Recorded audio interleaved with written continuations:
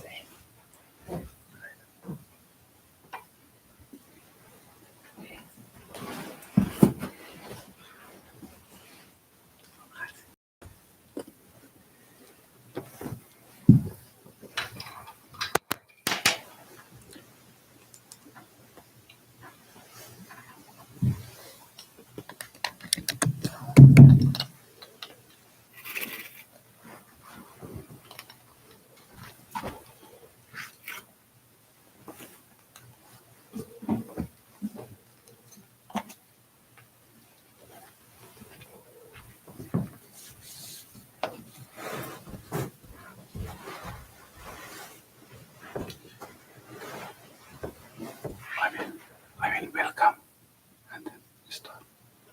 I will come and then after that we can lead to observe the presence. Okay.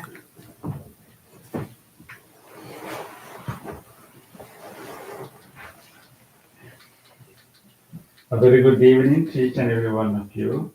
Welcome all to our annual meditation retreat. We are so honored and so pleased today. We have our special meditation teacher, so Bhante Rahula. So we are so happy that he came all the way from Gaithersburg, Maryland. He had a long drive, but he had a good friend who helped him to bring him here. So let us first of all put our palms together and say sadhu 3 times to welcome Bhante Rahula. Sadhu, sadhu, sadhu. So in our Buddhist center, we one of the services that we offer is to teach meditation and provide facilities for people to meditate and train their mind. So every Wednesday we have meditation session here, and every Tuesday and Thursdays we offer meditation in local libraries, and every Sunday we offer meditation for children. But in addition to these weekly meditations, we also offer retreats in different throughout the year. Usually 1 day retreat, but this is the longest retreat we offer based on our facilities. So 2.5 day retreat. The reason that we organize this kind of retreat is to help our practitioners to get a little bit more deeper into their practice. Because in weekly practice, we practice meditation, get trained in that skill, and we learn the Dhamma. But we really want our practitioners to dedicate many hours, not only half an hour or 1 hour, but many hours, and experience deeper levels of calmness and insights. So that is why we want to provide that facility at least once a year. Hopefully, we will be able to provide more than once a year in future. So if for that, we really want to invite a senior master to help all of you to benefit from that experience knowledge. So therefore, every year we have been inviting Bhante Rahula. I think he is one of the very few senior meditation masters in the US who had that a wealth of experience in meditation. Bhante Rahula was born in California, but he started his spiritual search quite early in his young age, and then his search brought him to many places in the world, including India, and finally all the way to Sri Lanka. When he reached Sri Lanka, and recently he was traveling all over the places to find real meditation. So his want need to study Vipassana meditation brought him to Sri Lanka, and there he decided to become a monk. When he became a monk, when I asked the year he became a monk, I realized that I was in my mother's tummy. That's the year that he became a monk. So since then he had opportunity to learn from very senior masters and other teachers from Sri Lanka, and he has a lot of experiences in meditating in different forest monasteries in Sri Lanka, and he has solitary meditation practices and communal meditation practices, and I have talked to him, have very interesting conversations with him, what kind of interesting experiences he had when he was in caves in the middle of the forest, and he spent months and years in isolation in those forests and in the rocks and with very limited facilities. So and then of course after he had that training and experience in Sri Lanka, after his return to US, and he was able to help Bhante Gunaratana, to establish that meditation monastery, what we call Bhavana Society in West Virginia, and then living in that woods, and then help the Bhante to establish that and bring that place to one of the key places in the US to meditate. Right now, he is leading another meditation center in Gaithersburg. We call it Lions of Wisdom Meditation Center. And so he always, with kindness, he accepts our invitations, and usually, and he has a quite tight teaching tour, but he tried to limit his travels during the rain retreat period. But because we are a little bit closer, he accepted our invitations. Otherwise, he'll be in Germany and Brazil, in many other places, in California too. So we are so blessed to have him, and I'm so glad that you all took the opportunity to come and learn from him. And today will be an introduction, but then you can learn more and you can ask questions and learn more from him with his own experiences, with his own deep Dhamma knowledge. So we are truly, truly grateful, all the venerable monks and resident monks here. We are truly joyful and we are delighted that he's here with us, and we feel like our Buddhist center is like filled, with his energy. And thank you very much, Bhante, for accepting our invitation every year, making this tour to come to our center. And with that, I would like to now invite Bhante to start the session. So let us put our palms together, and with the deep gratitude and respect, let us request our Bhante to start the program by saying sadhu 3 times. Sadhu, sadhu, sadhu.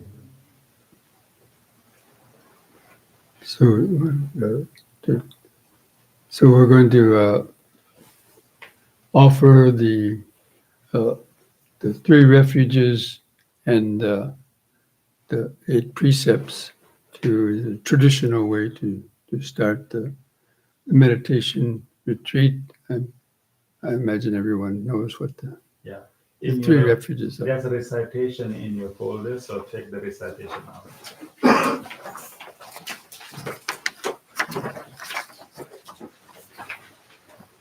Actually,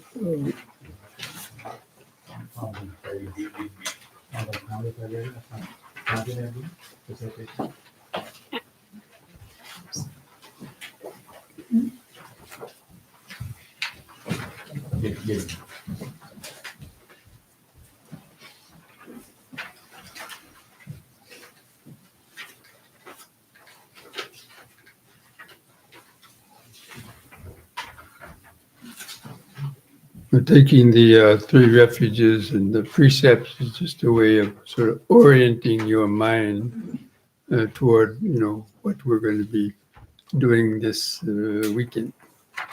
And more on that later, for those who might not be familiar with.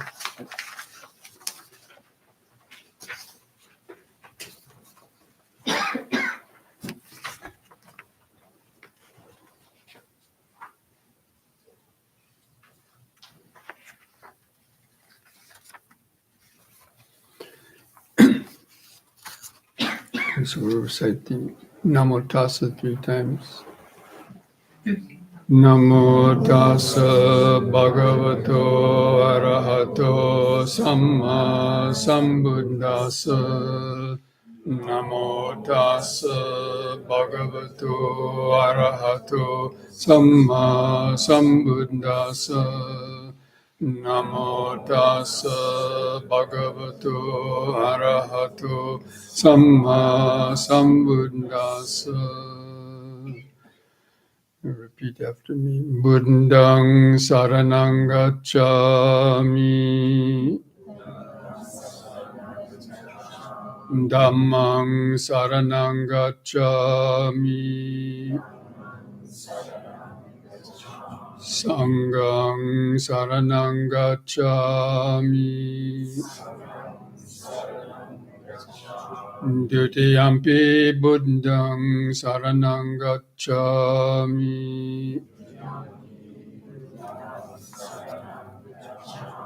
Dutiyampi dhammang saranang gacchami.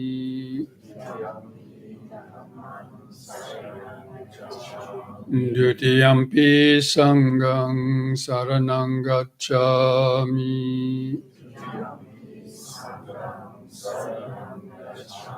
Tatiyampi buddhang saranang gacchami. Tatiyampi dhammang saranang gacchami.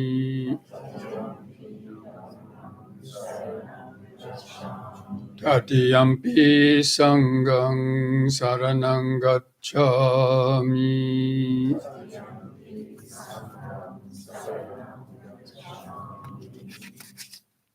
Now, rather than chanting the Pali for the precepts, we're going to turn the page and recite it in English.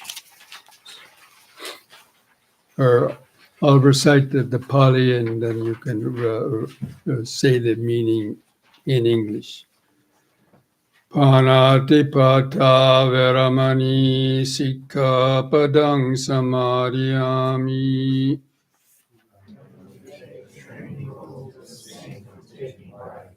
Adinadana veramani sikkhapadang samadhiyami.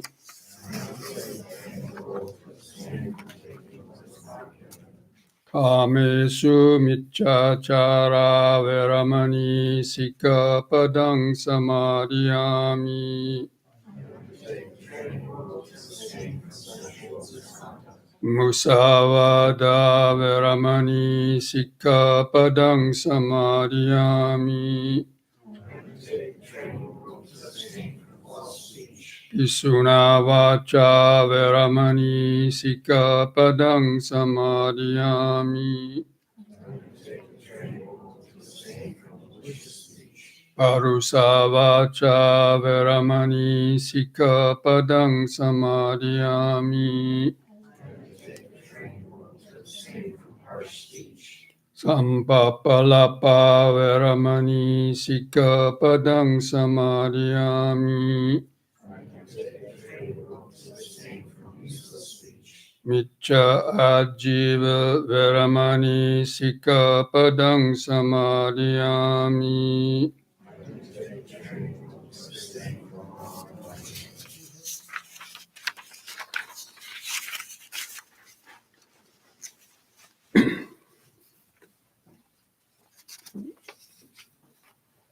Actually, they left off the last part, but didn't say, having undertaken the 3 refuges in the 8 precepts, strive on with diligence. Then you would say, Amabante. Okay. So I think we'll just stop with this part right now.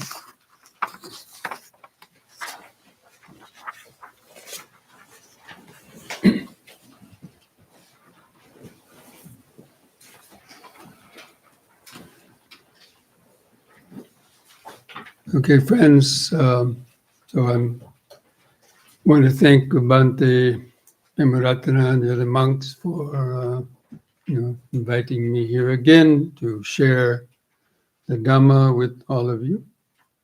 And I'd like to see the hands of those who have not been here to any of my previous retreats or teachings here. Just raise your hand. So it seems like almost about half the people have not been here. Now, as I mentioned, I think everybody is familiar with the refuges, the 3 refuges. Anybody not familiar with that? Well, basically, so I'm just going to briefly review that. There's taking refuge in the Buddha. Actually, there's 2 different levels of the meaning of Buddha. One refers to Siddhartha Gautama, who became the supremely awakened Buddha, and founded the Buddha Sasana. But the Buddha is only a title, like you'd give a title of a surgeon to a doctor because he has special knowledge about surgery or some other branch of medicine. So the Buddha was called the Buddha because he understood the science of the mind, and especially about the science of suffering, the science of the nature of life, and so on. So he was awakened to the ultimate truth, especially in terms of consciousness. And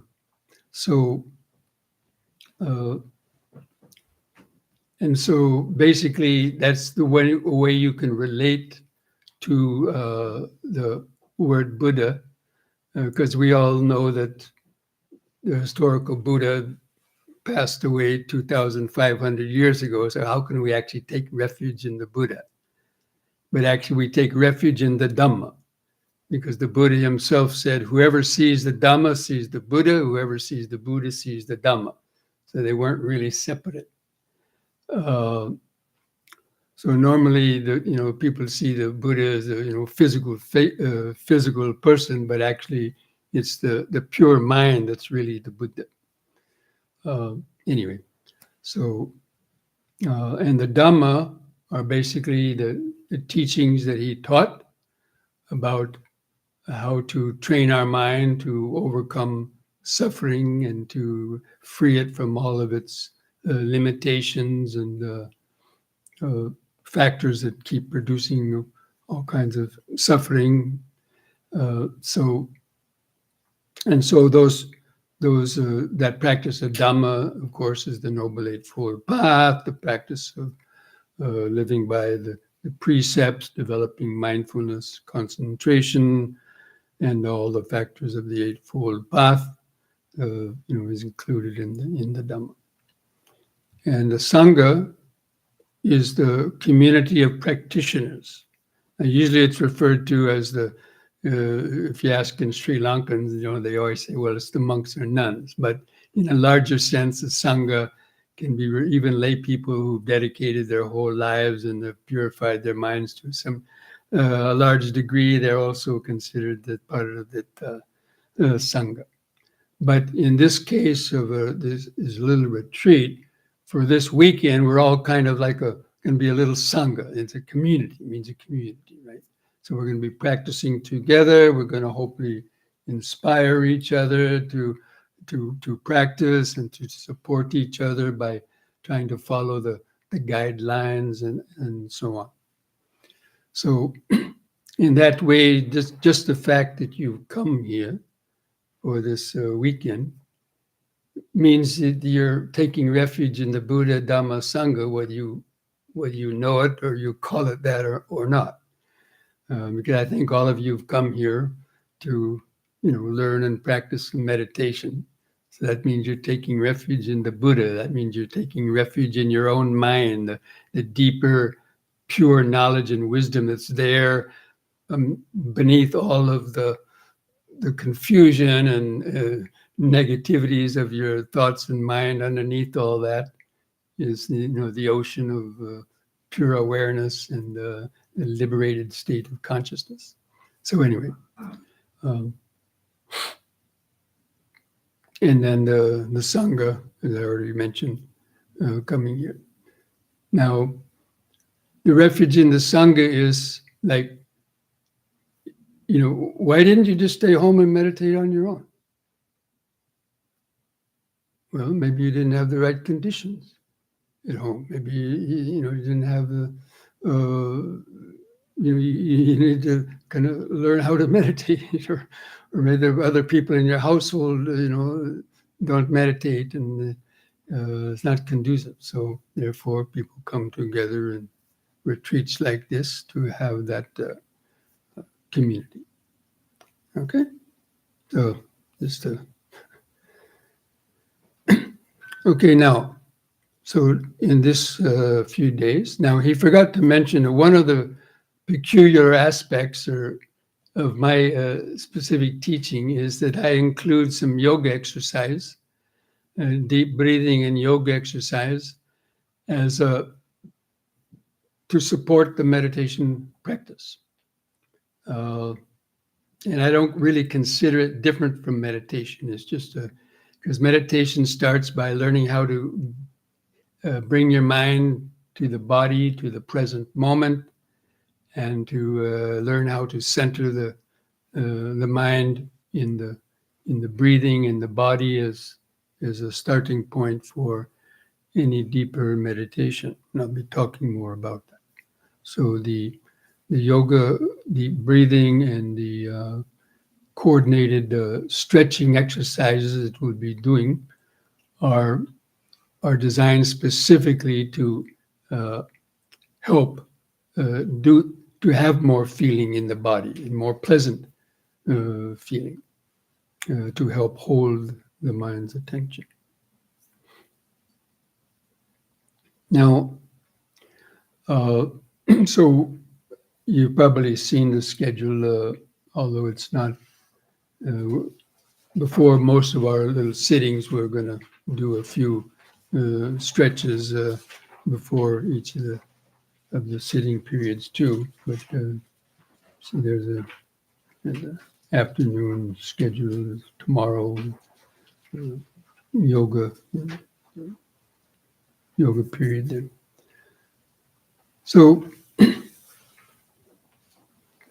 anyway, now, so I'm supposed to be this first. I'm going to give an introduction into the Dhamma, and also about the beginning of the meditation practice. And so actually the Dhamma, when you ask like especially Sri Lankan people or Western people who are familiar with it, is you ask them, what is the Dhamma or Dharma, Tibetan Buddhism, they use the term Dharma a lot, but in Theravada teachings, we use the word Dhamma. They'll say, well, it's the teaching of the Buddha. Then you say, well, what did the Buddha teach? You say, the Dhamma. So which came first, the chicken or the egg? The Buddha or the Dhamma? So actually, the Buddha himself has said on different occasions, he didn't invent the Dhamma. The Buddha only rediscovered the ancient truths about the body, mind, and existence that had been lost over time. He just rediscovered that ancient path to freeing the mind from suffering.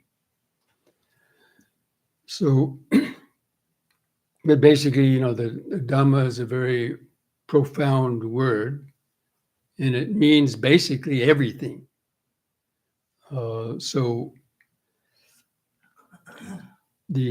But particularly in terms of the teaching of the Buddha, he wasn't, a lot of religions and other philosophies, or especially other religions, they talk about the nature of the world, who created the world, when was the world created?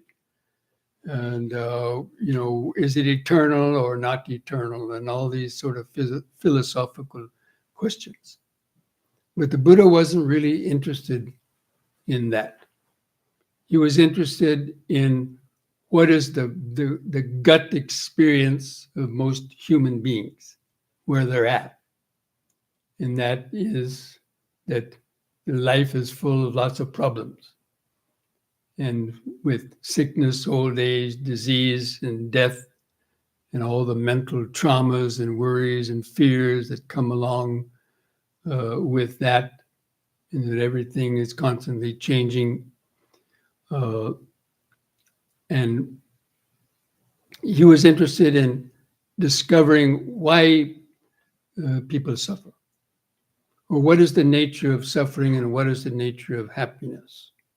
That's really what motivated the Buddha to go out and,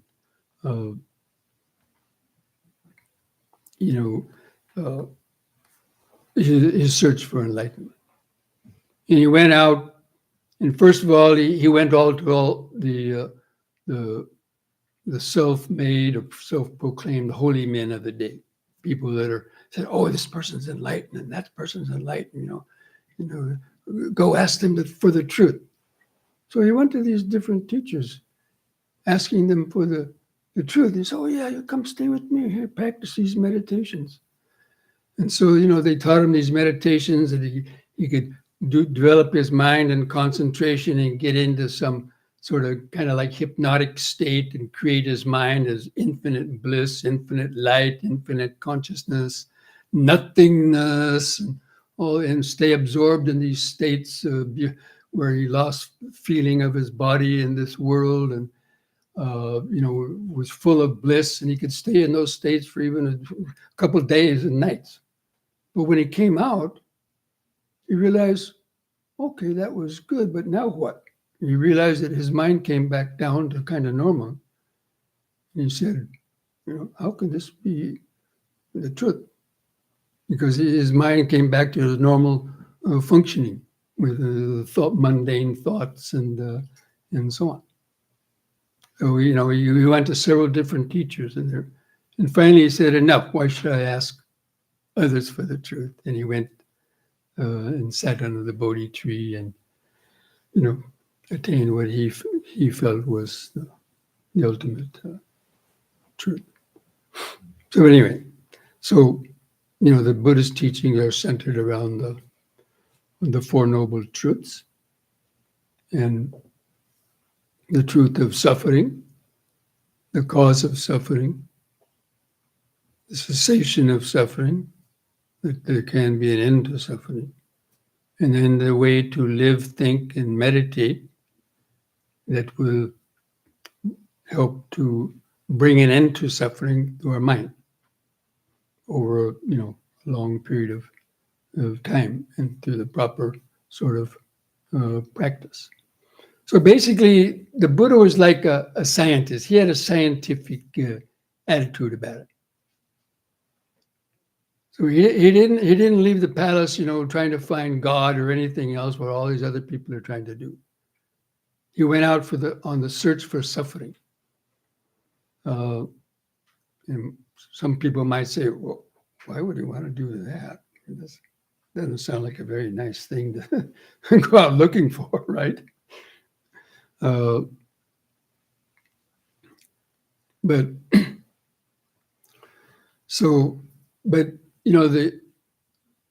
every living being is searching for happiness.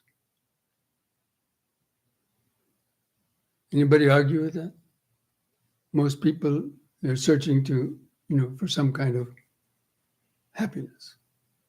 And even something very tiny like a little ant crawling on the ground. If an ant's crawling on the ground and you put your finger down in front of it, what will it do? It'll stop, maybe go around or go back. Why? Why? Because it senses some danger there. I mean, look, during the 9/11, right? You all saw the videos, right? When those towers came down, did you see all the people with terror in their eyes and fear running as fast as they can to get away from that? Why were they doing that? Because of the fear of death or the fear of being harmed. So even in something that tiny as a little ant, there's something very conscious, very alive. And basically that's the search for happiness. So if everybody is searching for happiness, why are they doing things that cause themselves suffering?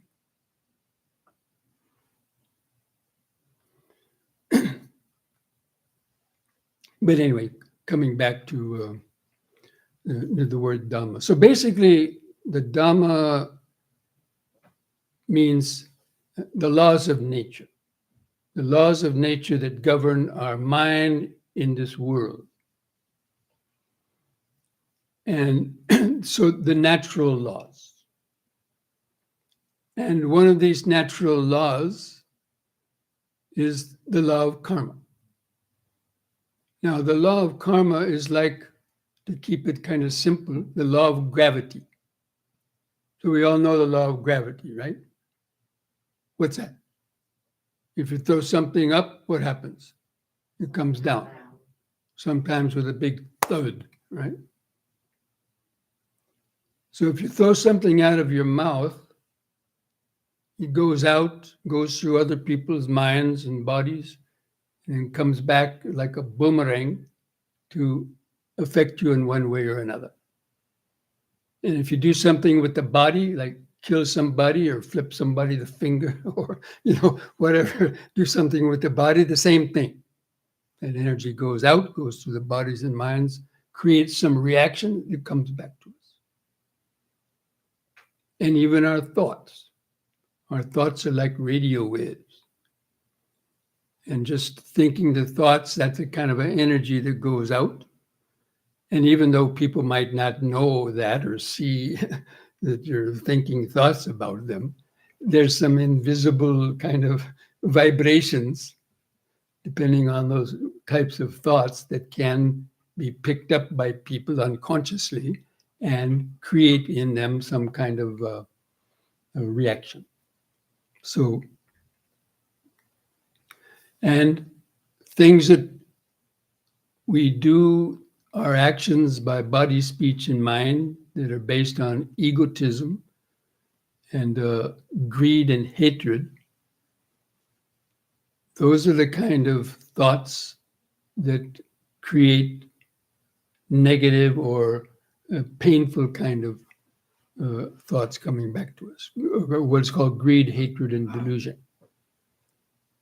And the opposites, non-greed, non-hatred, and wisdom, or love and compassion and and wisdom, those go out and come back to us as more, at least not painful effects, but more pleasant effects of that. So this is a natural law. So and this is summed up in the first verse of the Dhammapada, that all actions are led by the mind. Mind is their master, mind is their maker. If one acts or speaks with an impure mind, that means with greed, hatred, and delusion. Delusion means clinging to the sense of I and me and not understanding the nature of the world. Then suffering will follow, like the cart wheel follows the foot of the ox. You've all seen those ox carts in Sri Lanka or India, right? Where the wheel is just that far away from the hoof of the ox pulling the cart.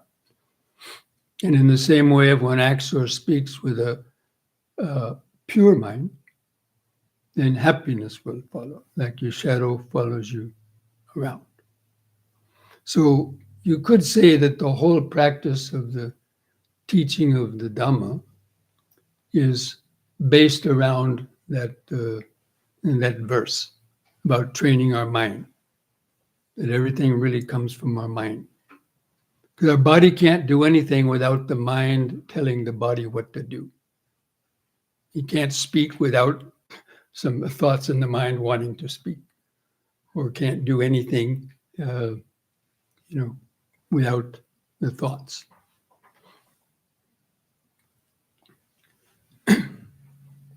But most people, have a hard time, controlling their thoughts.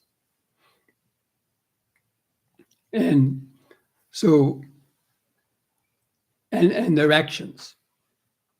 So that's why those precepts that we recited, where's the 5 precepts or those 8 precepts, all of those are about learning how to, purify one's negative types of actions and speech and do the ones that are more skillful, or living in harmony with the laws of nature. So really, in truth, it's about purifying the mind. But the mind is not easy to get a hold of. And the mind operates through the body with its nervous system. And the whole world comes through our senses. Whatever you see with the eyes, hear with the ears, the nose, tongue, all that is those vibrations, stimulations are coming through the nervous system on their way up to the brain, where the consciousness and the reactions take place, where the motivation is to do something with the body. But because most people's minds are not connected to the body or centered in the body, they don't see those impulses or those intentions before they've already sort of reacted. So how many people have had those experiences where you did something and then you said, oh, I shouldn't have done that. Right? If you shouldn't have done it, then why didn't you? Why did you? Because your mind wasn't in a place where it could prevent that. It wasn't in a relaxed, centered state. So that's why in the teachings of meditation, the Buddha, the main practice of meditation within the Buddha's teaching is the practice of the 4 foundations of mindfulness. And it starts with the body. And so we have to learn how to bring our attention back to get centered in the body in order to really see our thoughts more clearly. Because usually our mind is going back and forth between the past and the future. And it's hardly ever connected to the body unless you're, looking in the mirror and, getting ready for work or something, or you're, getting the body ready to go out on a date or whatever, or, so many things. But normally in our day-to-day life, our mind is in the past, in thoughts of the past or the future. So it's not in the present moment. And also all of our problems are problems of the past and the future. Now think of anything, any problem you have, and see if it's not connected with the past or the future. Go ahead, I'll give you 5 seconds. Think.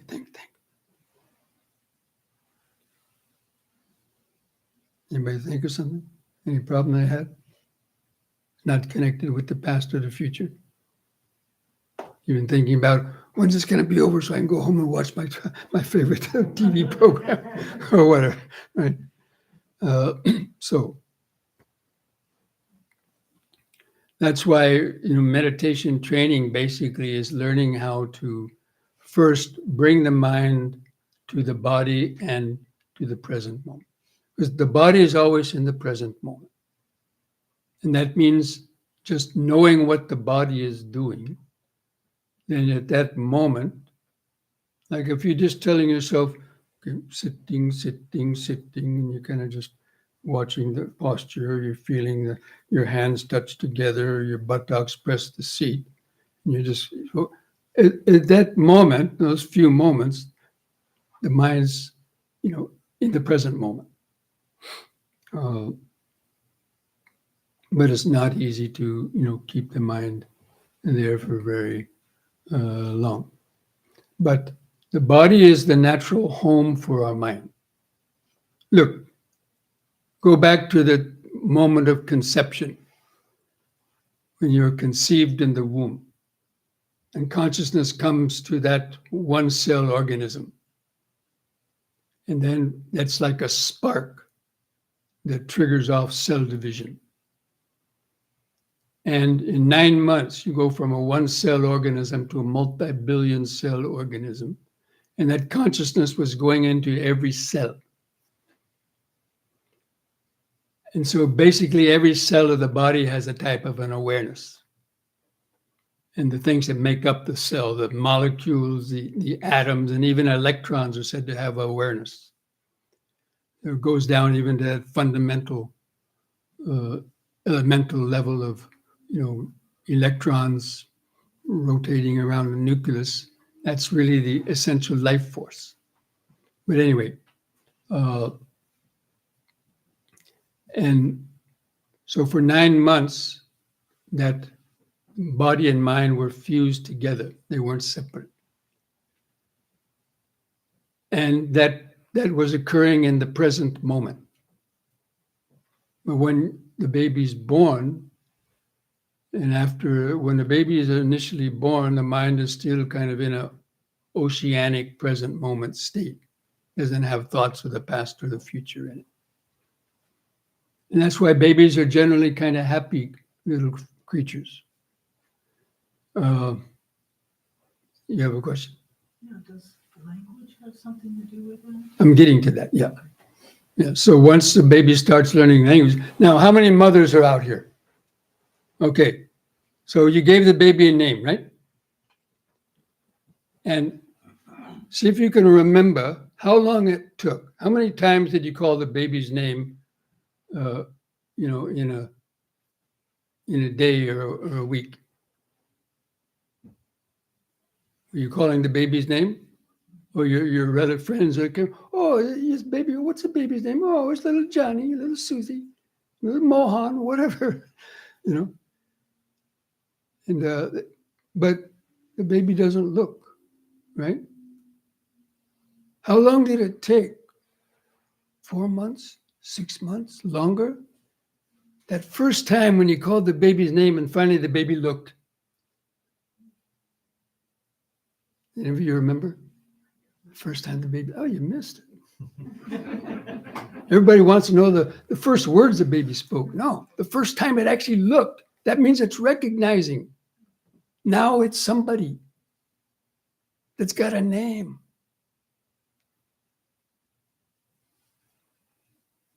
And then learning language, that's doggy, that's kitty, that's brother, that's sister.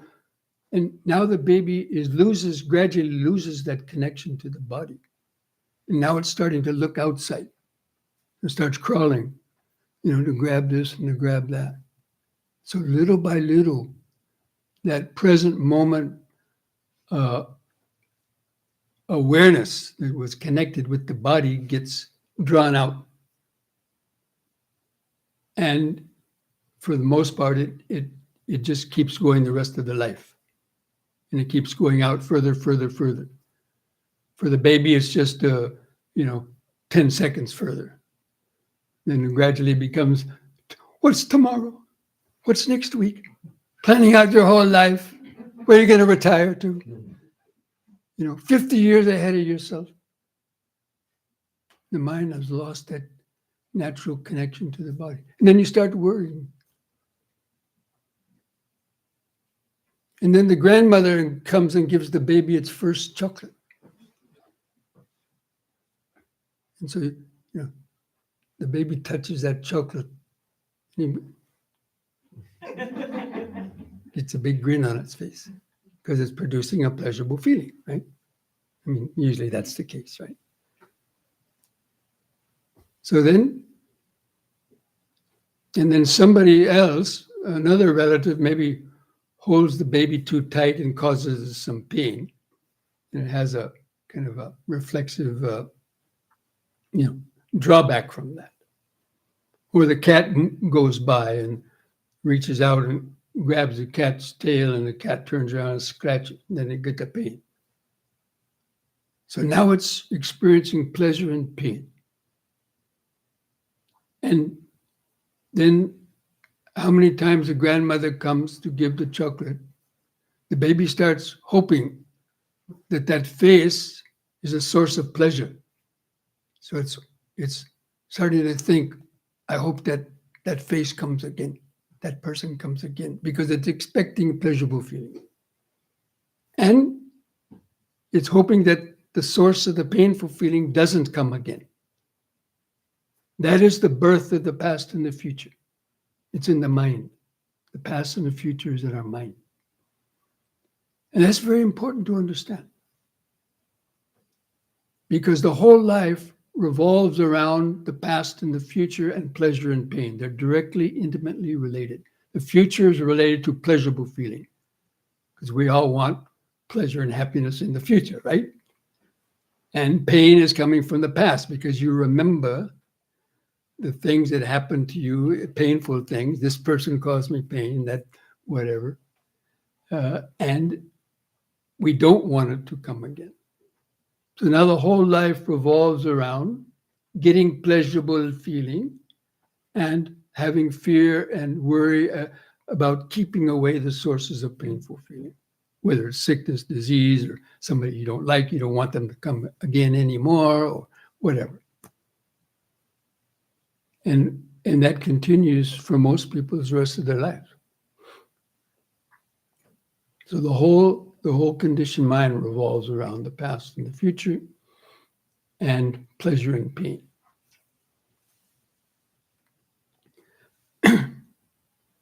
And if you don't have lawful means to get the objects of your desire, then people might resort to killing or harming others that block the source of their pleasure, or raping, pillaging, plundering, telling lies, slandering. Or if you're feeling mental pain, hit the bottle or drugs, intoxicating the mind. So almost everything we do from the moment you get up in the morning is bent on somehow trying to have a pleasurable feeling.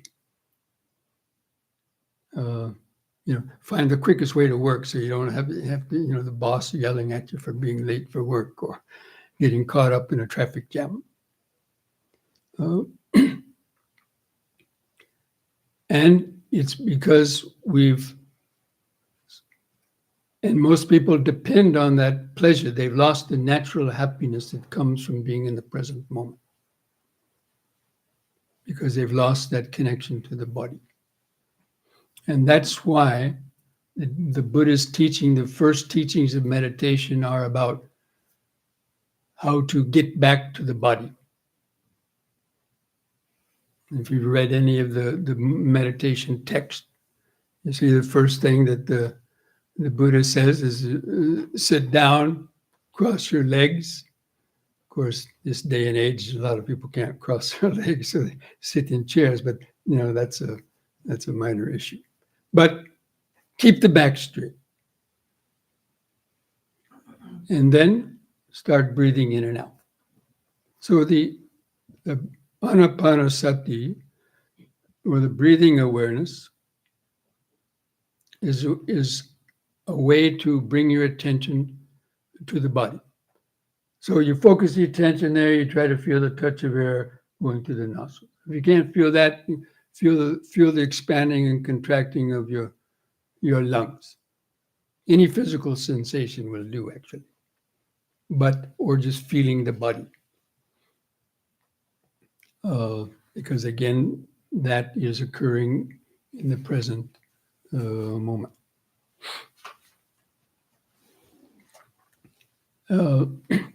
And this is where it comes in, the practice of the yoga and so on. Is that, the Buddha mentioned keep your back straight. Now, why would he say that? Why would he say keep your back straight? Because the world comes through our senses, and all the nerves are located along the right and left side of the spinal column. And so if we're slouching or not sitting straight, those sensory data from the world, which makes up our life, gets impeded and doesn't flow in its optimal ability to reach the brain, because it has to flow through the nervous system to reach the brain, where you have contact, where you have perception and consciousness.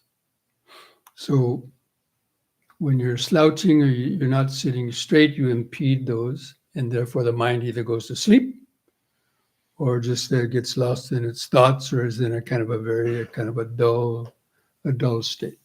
That's why the Buddha mentioned about keeping the back straight. And that's why doing things like, most people don't do exercises for their spine. You see mostly these exercises, people go out running and jogging. Okay, that might be good for certain things, not for meditation. Or pumping weights, or doing a lot of other things. Those things might be good for certain things again, but not for meditation. But things like flexing your spine, building up the strength in your back, so you can hold up the 50 or more pounds that's between your waist and your top of your head, and to resist the downward pull of gravity. We always have gravity pulling us down. We have this big chin sticking out, right? With all these teeth, maybe gold crowns, braces, whatever. So the first thing that happens is gravity grabs that chin. And because we haven't practiced neck exercises, we're not able to resist the weight. The head weighs about 10 pounds. It's quite heavy. Balancing on a neck vertebrae about the size of a quarter. So gravity grabs that chin. That's the first thing that happens, is the chin starts coming down. When the chin starts coming down, it causes the gravity keeps on has more to pull on, and you start slouching like that. And before you know it, you're half asleep. And that extra weight is going to cause you pain in your spine, in the hips, and other places. So that's why the doing things like yoga was specifically designed at doing the kind of exercises that strengthens the parts of the body that deal with being able to meditate. Because part of the Yogic Eightfold Path, the asana and pranayama, are designed specifically for the meditation.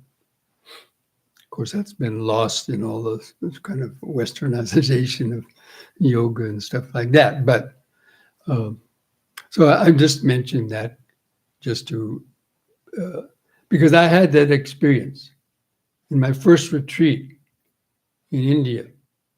I'd been on the hippie trail going across Europe for about a year before that. And I was weak and I'd been sick and so on. But then I went to this meditation retreat in Nepal. And the first couple of days, I had all those problems I was just talking about. And then during the breaks, I saw a few people doing some exercises out in the back. I said, well, what are you guys doing? He said, we're practicing yoga. I said, well, what's that? I mean, I had kind of heard about yoga. He said, well, yeah, it helps us to meditate, and you can, get a little bit flexible, and some deep breathing. Oh, really? So I did that. And after a couple of times, I realized, wow, the meditation got a lot easier. And it felt better, and we could sit more straight and with less pain. So anyway, that's how in my first retreat, I learned to see how yoga and meditation fit perfectly together. They're not really different things. But anyway, so the one last little thing about the basic, the beginning of the meditation practice is about learning how to get the mind grounded and centered in the body, which is in the present moment, and then being able to keep your mind there by, developing concentration, using the breathing in the body as your anchor to the present moment. Now, one last little thing about the meditation. Okay, the word meditation, right? Meditation. That's an English word, right? Why'd they choose that word to translate bhavana? And normally the word for meditation in Pali is bhavana. Samatha bhavana, vipassana bhavana, metta bhavana. So whoever created the first English words, why'd they choose meditation is to translate the bhavana? Ever thought about it? Very, very interesting. Meditation. What's the prefix of meditation? M-E-D-I, right? What other words start with M-E-D-I? Medicine, mediation, a mediator, media, a medium. What do all those things have in common?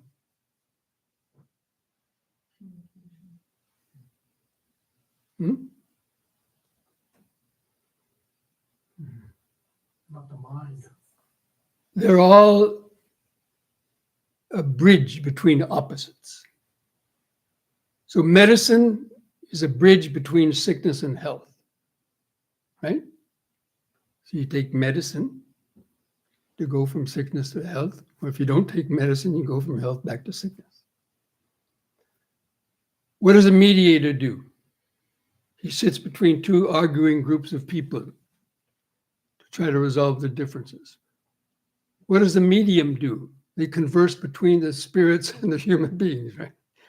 Or so they think. And what does the media do? We don't, let's don't go there. They don't even know what they're doing anymore. So, but anyway, so what is meditation? What does meditation do? What does meditation sit in the middle of? I've already talked about it. The past and the future. So we're keeping our mind in what is the middle between past and the future? The present moment. And another duality is pleasure and pain. So we're not allowing the mind to go out to pleasure or not to shrink away or fear pain, and to rest in the middle. So that's why it's a very fitting term, meditation, about keeping the mind in the middle between the opposites. And the middle basically is the present moment, but especially the not allowing the mind to dwell in the future or go back to the pain, because that is what incites our greed and fear and worry and everything else. So anyway, I just wanted to mention that as that, you know, that the meditation really is keeping the mind in the present moment. So when you do anapanasati, that's what you're doing. You're trying to focus on the sensation of the air going in and out, which is basically the present moment. Or you're just trying to remember sitting, the present moment. And so during this weekend in the meditation, we're going to be practicing that kind of remembering the present moment of what I call the breathing and the body, not only the breathing, but the body too. Because I feel the body is even more important than the breathing, but the breathing is going on within the body. So actually they're not really separate things. So we're going to be practicing awareness in sitting position, in the standing position, in walking. Even while you're doing the yoga, you do keeping the mind in the present moment by feeling the movements of the exercise, feeling the sensations that are being generated by the exercise. So it's all about really just training the mind to remember the present moment, but it's starting with the body and the breathing. If you can't feel the breathing easy, then feel the body. I mean, the body weighs 150 or more pounds. And it's in your face. It's not like the breathing is very subtle. And the body is right there. With its clothing touching your skin, so your hands touching together, buttocks pressing the seat, the feet touching the floor. All of those are equally as good to remember. Whenever you feel or remember any of them, the mind is in the present moment. So anyway, that's just a kind of a sample of what you're going to be doing. Okay? So we still want to get in a short period of meditation, so I'm going to finish this introductory talk. We'll be mentioning these things as we go on in the next couple of days. So, does all that sound reasonable? Is that doable? Okay, so what we're going to do now is we're going to stand up. I'm going to lead you through just a few minutes of doing some deep breathing and remembering this standing body, and maybe a few stretches, and then we're going to sit down for meditation.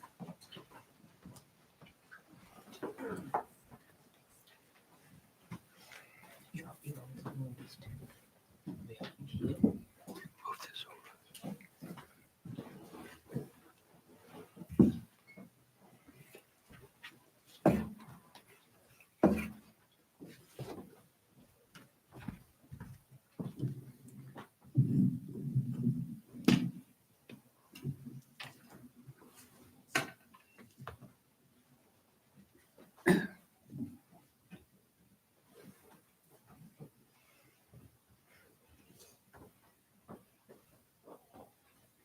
So if you can, kind of just to spread out a little bit, so you have a little bit of room to kind of move the arms without hitting somebody next to you. You can come up a little bit closer. Okay, so first of all, just relax your arms at the sides. Let's try to stand straight. Keep your head lifted up so the chin is level with the floor. And gently close your eyes.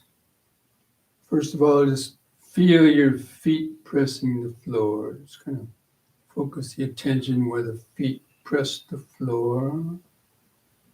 Try to feel that weight of the body pressing the feet on the ground, that solid contact. Just mentally remind yourself of standing.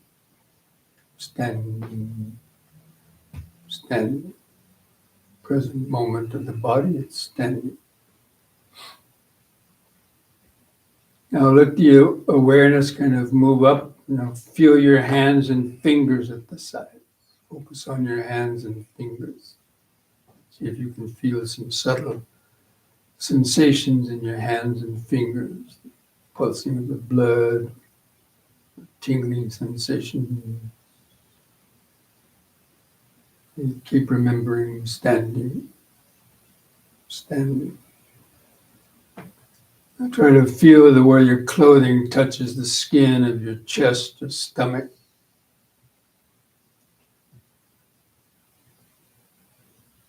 Those your body sensations. Again, standing, just letting go of your thought. Now let the awareness move up. You'll feel your head balanced on top of your neck. The eyes closed. Feel your eyes in the socket.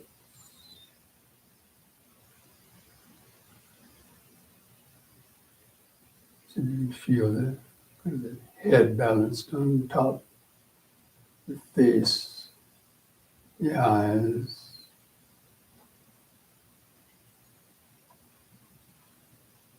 And from that point on the eyes, see if you can feel the vague outline of the standing body. Sense of the head on top, arms at the sides, feet pressing the floor, clothing touching the skin. All of those different places create the outline of the standing body.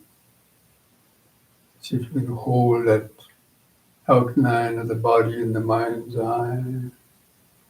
Now begin some deep, slow breathing. Try to take 2 or 3 seconds to expand your abdomen, rib cage, and upper chest. Drawing the air up into the upper chest and hold the air in for 2 seconds. Feel that expansion of the chest and slowly breathe out. On the out breath, try to feel the last bit of air go up.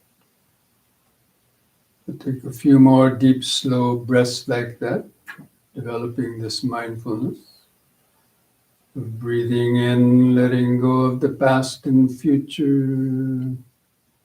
Hold the breath. Breathing out, standing here and now. Breathing in, letting go of the past and future.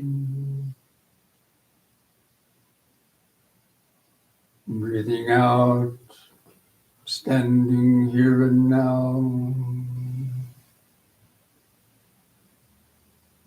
Breathing in, feeling the whole body.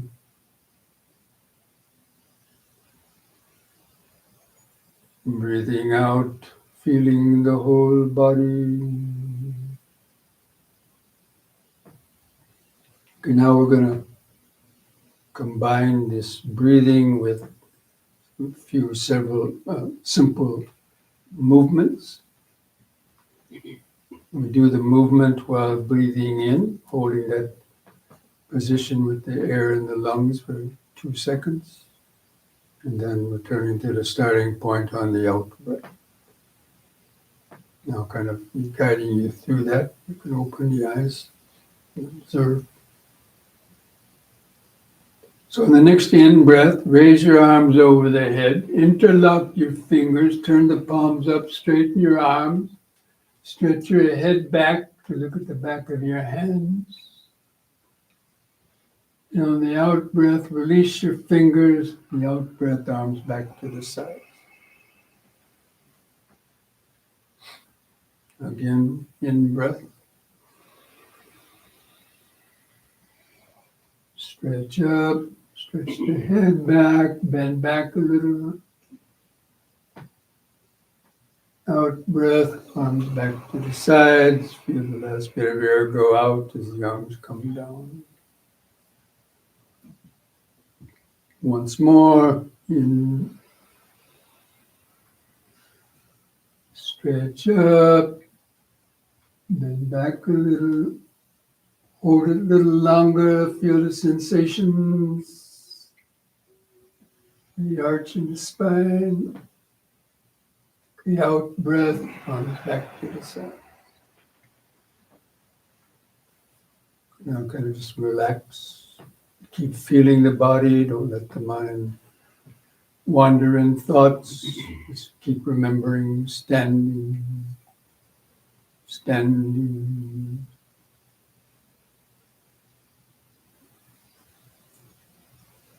Feel the sensations generated by that breathing and stretching, maybe increased heartbeat, pulsation. Maybe some of the legs are pain.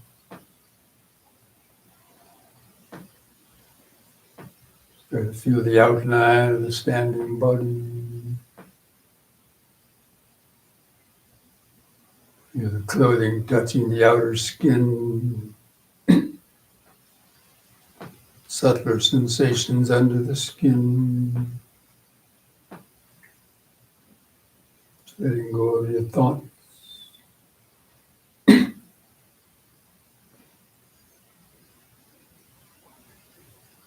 Okay, on the next in breath, and lift up on the balls of the feet while raising the arms up in this way. Face the hands toward each other over the head and stretch up. The out breath, come back down, arms to the sides, heels to the floor. Again, in breath. The in breath, help lift up the body, stretch. Out.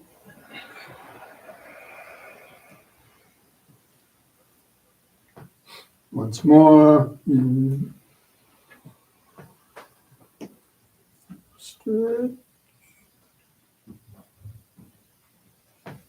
Out. Just relax. Keep feeling the body. Don't give the mind time to wander in thoughts. Body's always right here, right now. 100 or more pounds of flesh and bones. Billions of cells. No reason to get lost in your thoughts.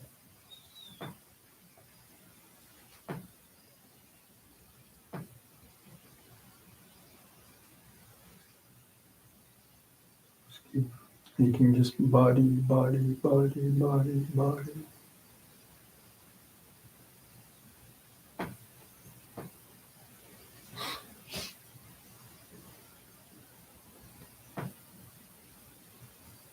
Next, we'll do side bending. On the in-breath, raise both arms up. Try to keep your fingers and arms straight, close to your head. On the out-breath, bend over your right side as far as you comfortably can. Feel the stretch in the side. In-breath, lift up. And the other side, next out-breath. In-breath. Keep alternating sides with the breathing out. In. Out.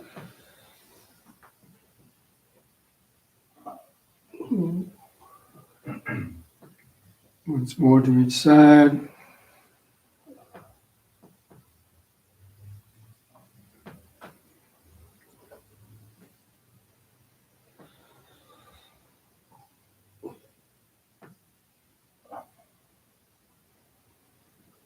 The out breath, lower the arms. Close your eyes. Feel your feet pressing the floor. Feel the hands and fingers hanging at the sides. Feel the increased pulsations or tingling sensation. Hands or fingers. Feel the clothing touching the skin, stomach or chest. Remember standing, standing, standing.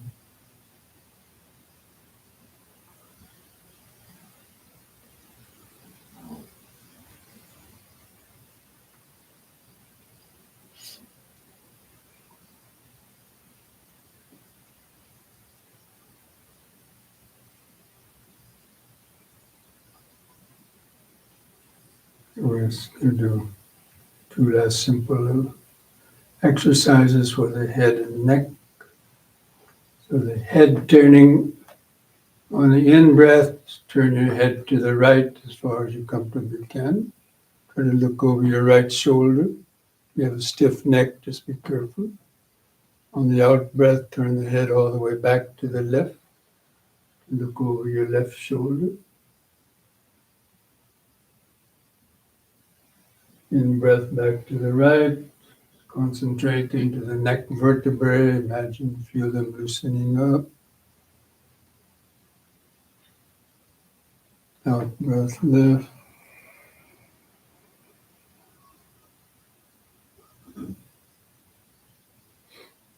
Once more to each side.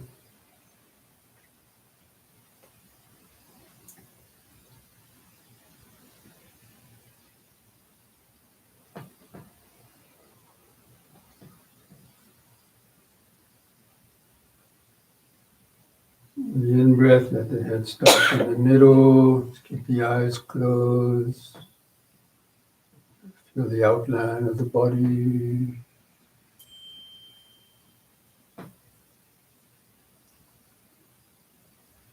Okay, one last head and neck exercise. So this time, as you breathe in, just lift your chin upwards. Start looking up toward the ceiling. But then on the out breath, stretch the head further back on the out breath. Look up at the ceiling over your eyes. Lift the head up on an in-breath. You're going to jut the chin out a little bit, and on the out-breath, press the chin to the little notch at the top of the chest. Stretch the neck vertebrae. In-breath, lift the chin up. Out-breath, stretch the head further back.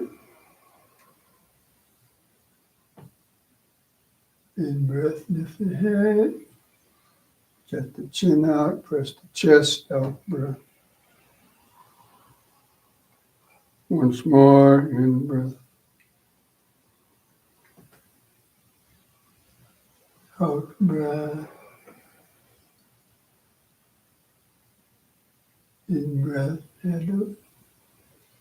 Out-breath, press the chest. In-breath, lift the chin up level. Out-breath, just relax. Keep the eyes closed. Just try to feel all those sensations. The activated life force through the deeper breathing and the stretching of the muscles and joints. Cells of the body get charged up with fresh oxygen, kinetic energy. That's what you feel. An organic life force.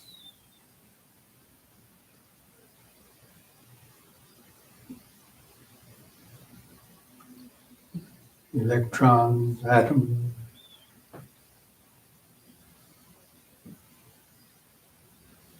molecules, cells. That's what this body is.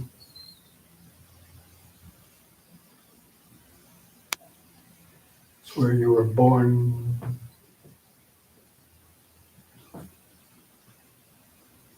Present moment, body-centered awareness, natural awareness.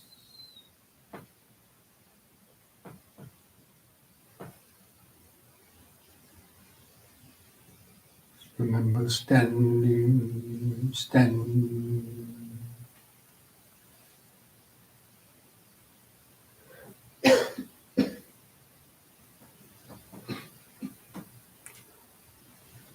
Okay.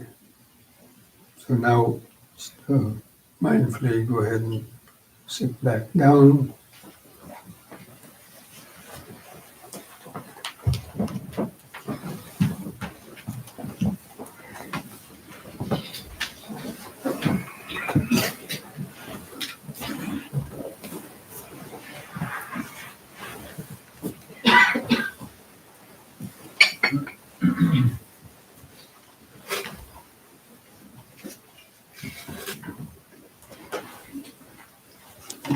So,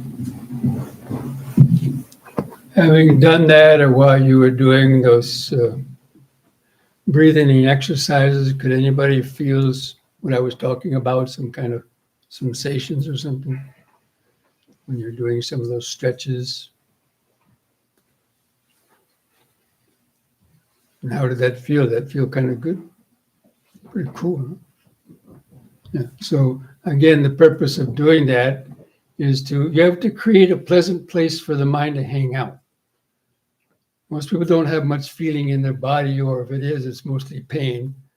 But there's lots of pleasant sensations in the body. You just have to know how to generate them, how to tune into them. And doing the deep breathing and the stretching is one of the best ways to easily do that. So that's what we're going to try to continue now to feel, is to keep our attention there. So first of all, just try to sit as straight as you can. It's important to try to the inward curve of the spine. That's one of the most important parts of a spine, is a natural inward curve of the lumbar vertebrae, because that supports the weight of the upper body. If you can, just feel that inward curve of the lower spine,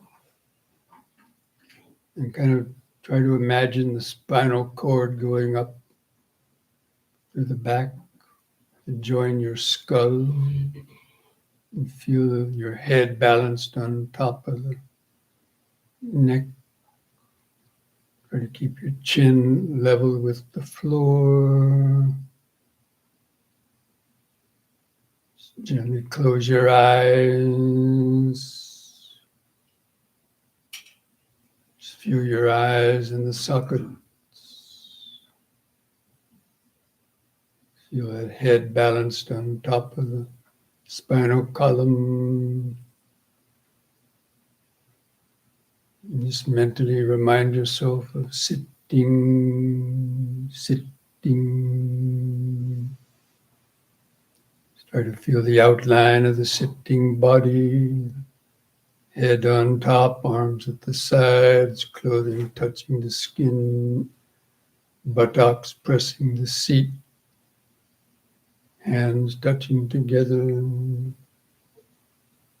your feet pressing the floor. Any or all of those body contact points are equally good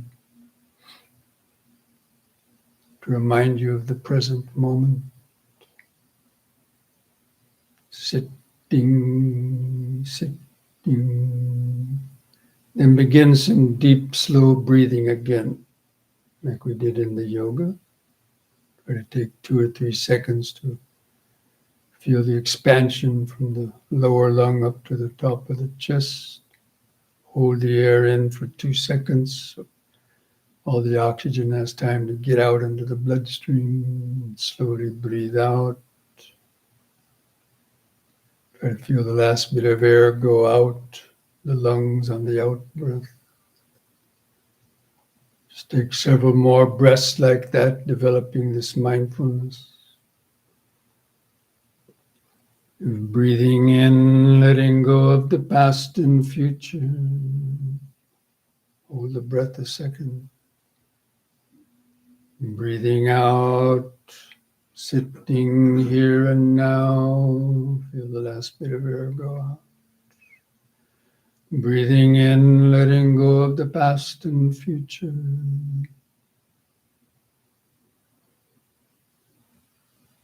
Breathing out, sitting here and now. Breathing in, feeling the whole body.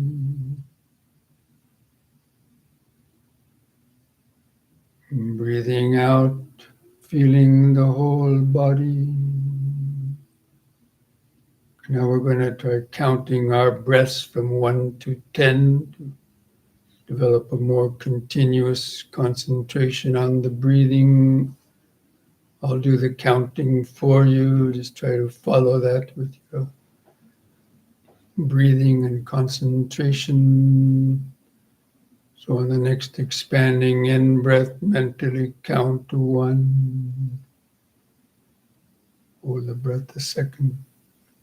With the contracting out breath, also count to 1.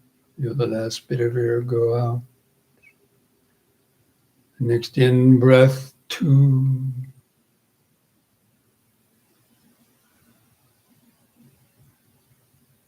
Out breath, 2.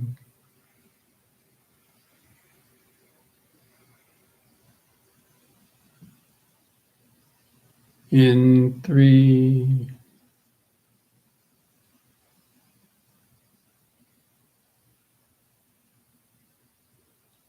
Out 3.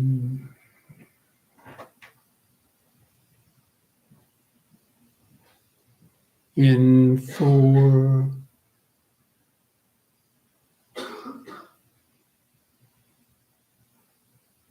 Out 4.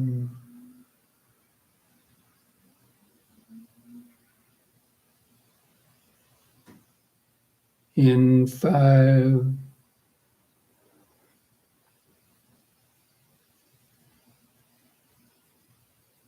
Out 5.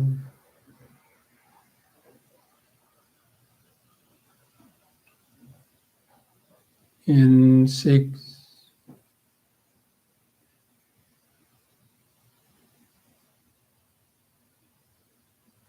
Out 6.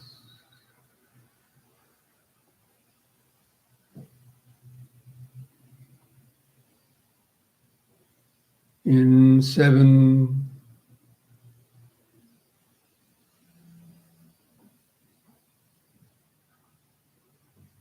Out 7.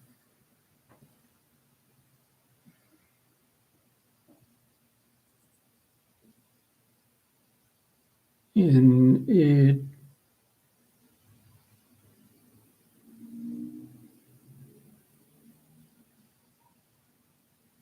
Out 8.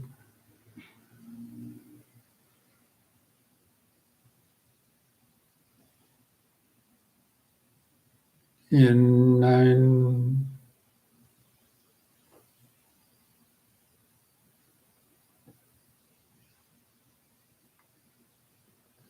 Out 9.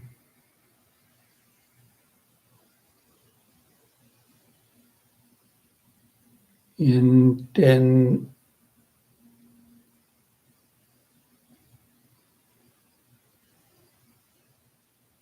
Out 10. When the last bit of air goes out, don't deliberately breathe in again. Let there be a little pause. Just let the breath come back in on its own. Don't try to control it any longer. Just let the breathing return to its uncontrolled, shorter, irregular rhythm, but continue to feel it. Keep your attention focused on the abdominal stomach area. Just knowing when the breath is coming in and knowing when the breath is going out. You know it by feeling it, feeling those subtle sensations. Especially try to feel where the clothing rubs against the skin of your stomach, rib cage, your chest as it expands and contracts. It will help keep the mind alert, awake.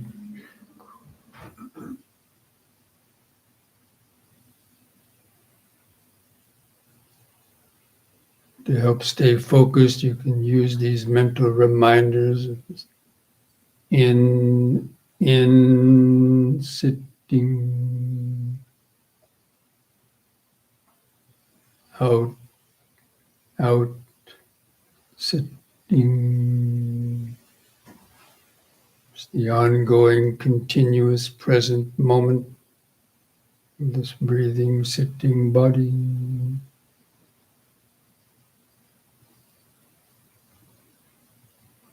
In, sitting, out, sitting. In the brief pauses between the breaths, feel the outline of the sitting body, keeping the chin lifted up level with the floor.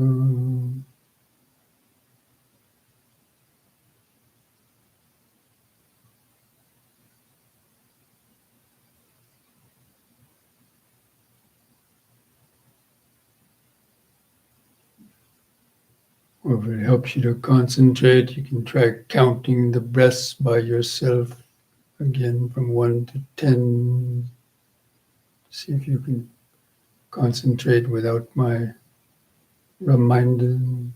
Count the breaths without the mind getting lost or going to sleep.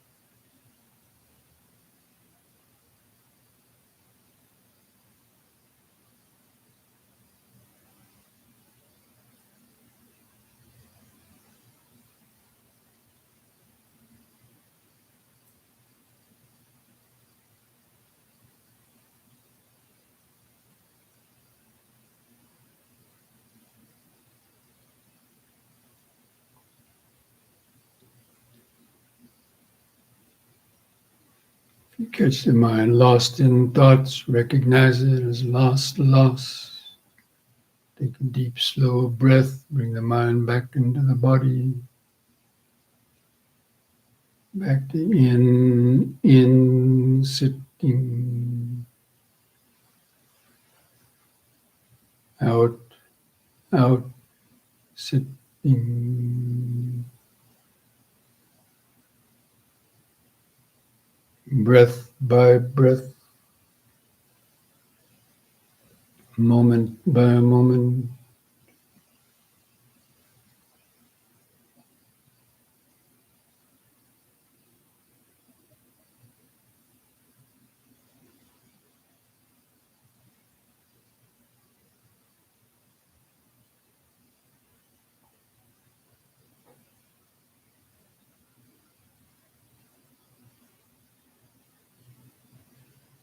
You can try to hold that outline of the sitting posture in the mind's eye. This breathing is going in and out of the larger body.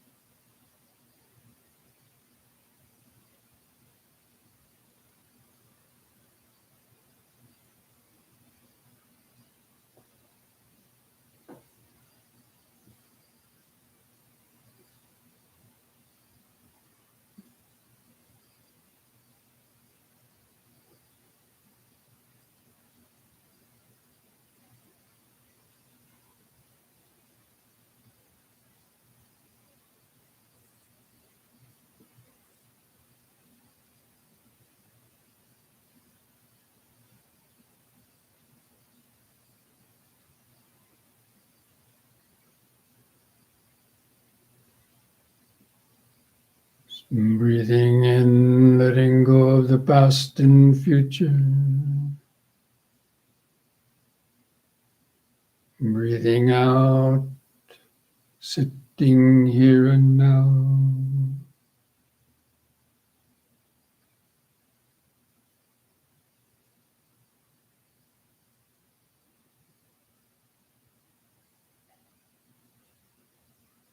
Letting the thoughts come and go in the back of the mind.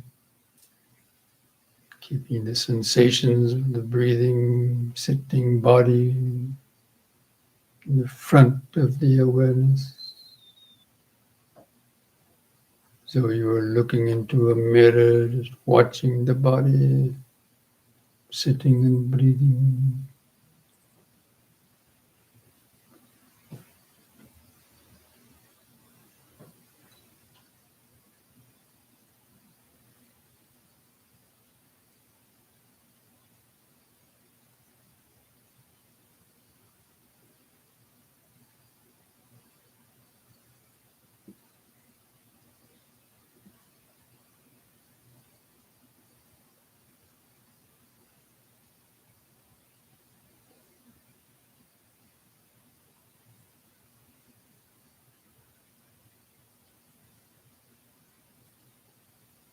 If you can't feel the breathing very easily, then do some more kind of deeper, slower breathing.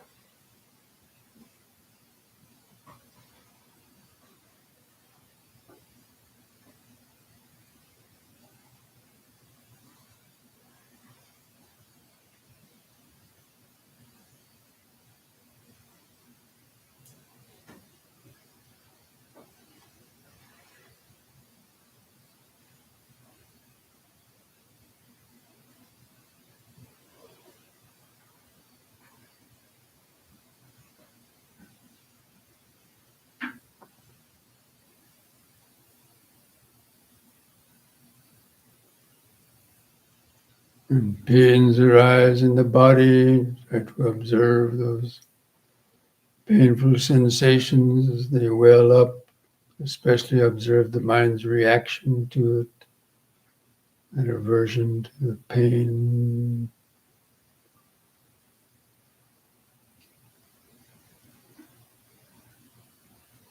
So relax the body, relax the mind.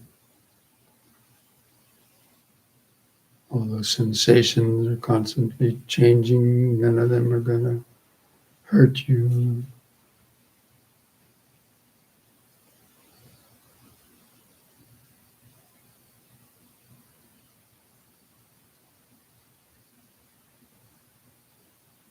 Developing the ability to endure, tolerate pain longer is a powerful mental power.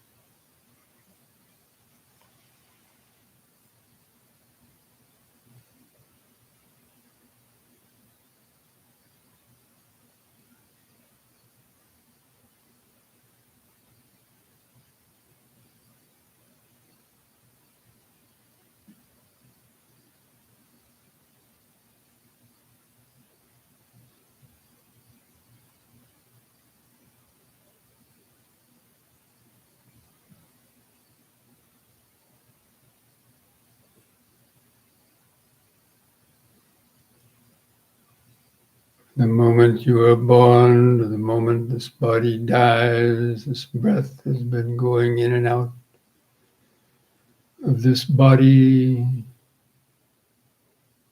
These billions of cells have been vibrating non-stop for 30, 40, 50 or more years. We hardly ever know it.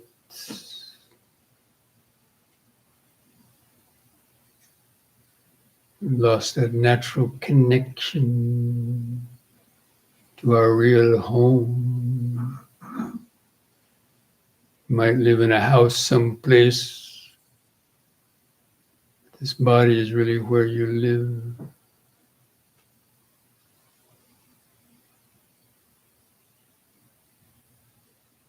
"24/7, 365. Last number we don't know yet. As you get to know your own home, be a homebody.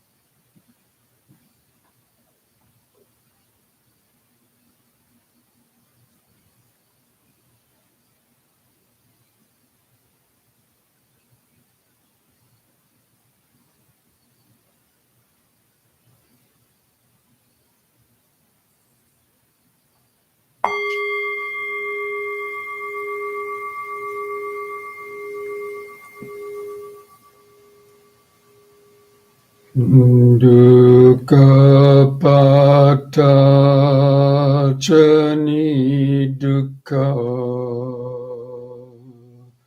bhayapata chanibhaya sokapata chani sukha Ontu sabbe pipaninu.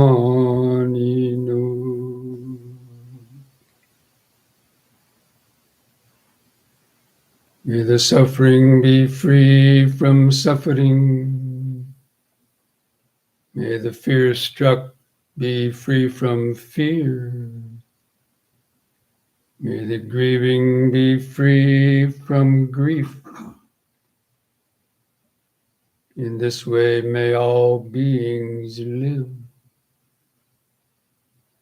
with mindfulness and wisdom. Thus spoke the Buddha.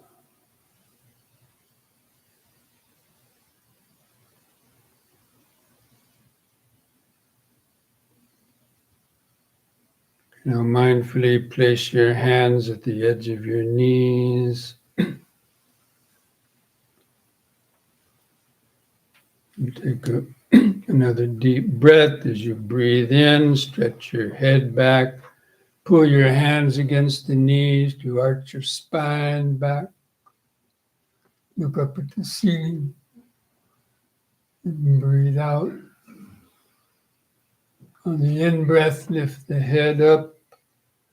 And on the out-breath, press the chin to the little notch at the top of the chest to stretch the neck vertebra.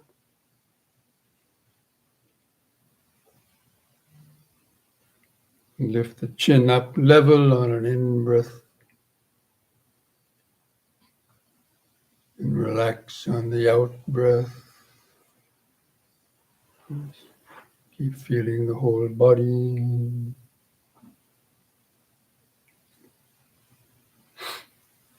And if you like, I invite you to join in chanting the word sadhu. We do it 3 times. We do it slowly. We chant the word slowly on a long out breath to feel those vibrations in the body and mind. So take a deep breath.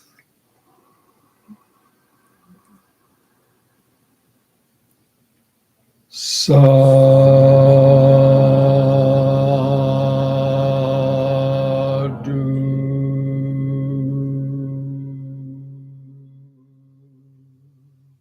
Breathe. Sadhu.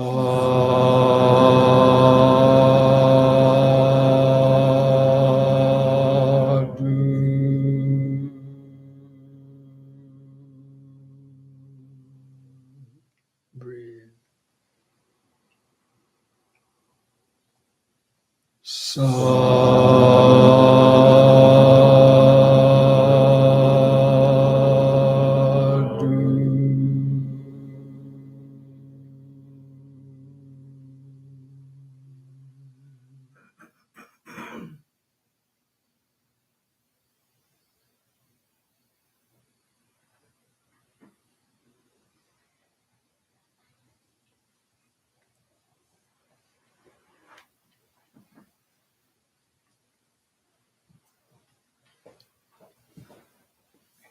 And now stretch your legs out to one side to relieve any discomfort.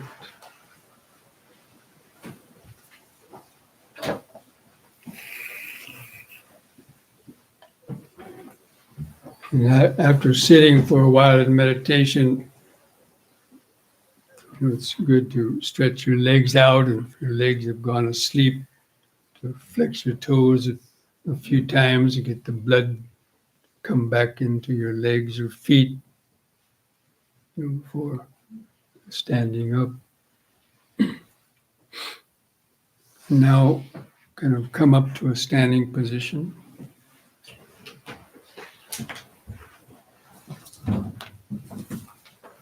What we're going to do is to a minute of standing awareness. One,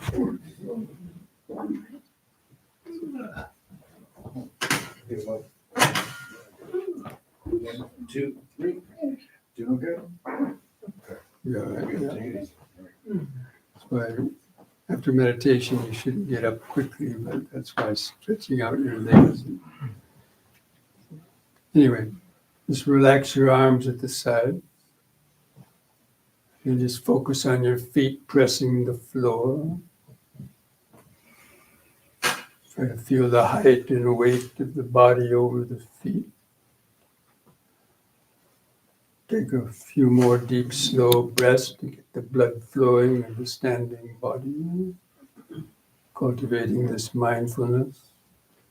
Breathing in, letting go of the past and future. Breathing out, standing here and now. Breathing in, letting go of the past and future.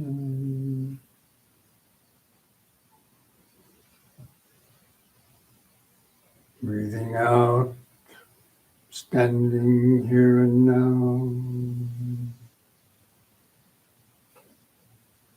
Breathing in, feeling the whole body.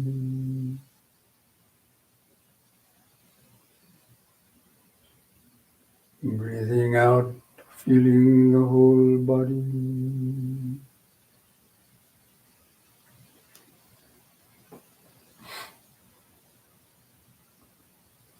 Breathing in, standing. Breathing out, standing. It's the present moment of the body. The body is always in the present moment, it's always right here, right now. You don't have to look for it. You have to look for your dog that ran out or your cat hiding under the bed. The body is always right here, right now. Half an inch beneath your nose, 100 or more pounds of body. It's your trusty friend that never leaves you.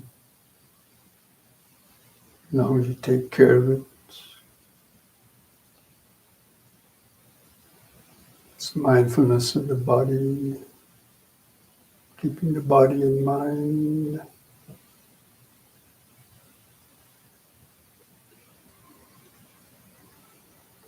Okay, friends, so this brings our first evening to an end. And how many people are coming tomorrow? So, you want some homework? Sure. So in the morning, at least after you get up, when you wake up in the morning, whether it's with an alarm clock or some other way, try to actually remember that you're waking up instead of waking up. Oh my gosh, Just you actually try to feel, be aware of waking. Tell yourself, don't rush. Then just slowly kind of stretch or sit up, and then stand up off the side of your bed and just take a couple of deep, slow breaths, and and then mindfully, go to the restroom or whatever you have to do. And then we'll see you back here about Namiyata, right? So, Before 9. yeah, and also try not to go home and turn on your TV or watch some late show horror movie. Whatever little peacefulness or whatever kind of pleasant feeling you might have got from that meditation, try to keep that with you by just, moving slowly and not, try to just go home and get a good night's sleep so you can come fresh. Okay? Thank you.